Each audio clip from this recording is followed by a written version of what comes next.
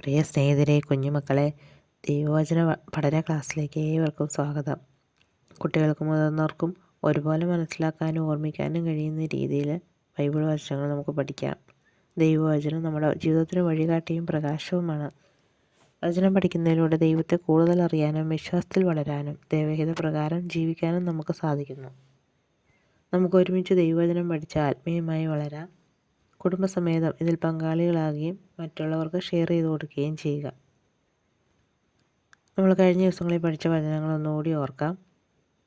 ലേവ്യർ 19:32 പ്രായം ചെന്ന നരച്ചവരുടെ മുമ്പിൽ ആദരപൂർവ്വം എഴുന്നേൽക്കുകയും അവരെ ബഹുമാനിക്കുകയും വേണം. സുഭാഷിതങ്ങൾ 16:3 നിന്റെ പ്രയത്നം കർത്താവിൽ അർപ്പിക്കുക, നിന്റെ പദ്ധതികൾ ഫലമണിയും.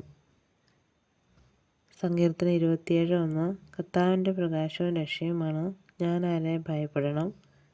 കർത്താവിൻ്റെ ജീവിതത്തിന് കോട്ടയാണ്, ഞാൻ ആരെ പേടിക്കണം. ഇത്രയും വചനങ്ങൾ പഠിച്ച് എല്ലാവരും ബുക്കിലേക്ക് എഴുതി കഴിഞ്ഞായിരിക്കും അല്ലേ? ഇനി ഇന്നത്തെ വചനം നോക്കാം. ലൂക്കായുടെ സുവിശേഷം 1-ാം അധ്യായം 37-ാം വാക്യം.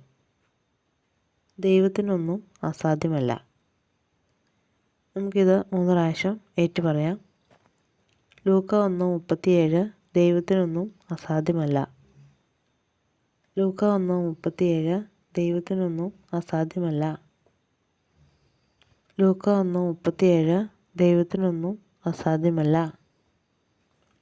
എളുപ്പമുള്ള വചനമാണ്. എല്ലാവരും ഇത് ബുക്കിലേക്ക് എഴുതുക. ഇനി മറ്റൊരു വചനവുമായിട്ട് നാളെ കാണാം. ദൈവം എല്ലാവരെയും അനുഗ്രഹിക്കട്ടെ.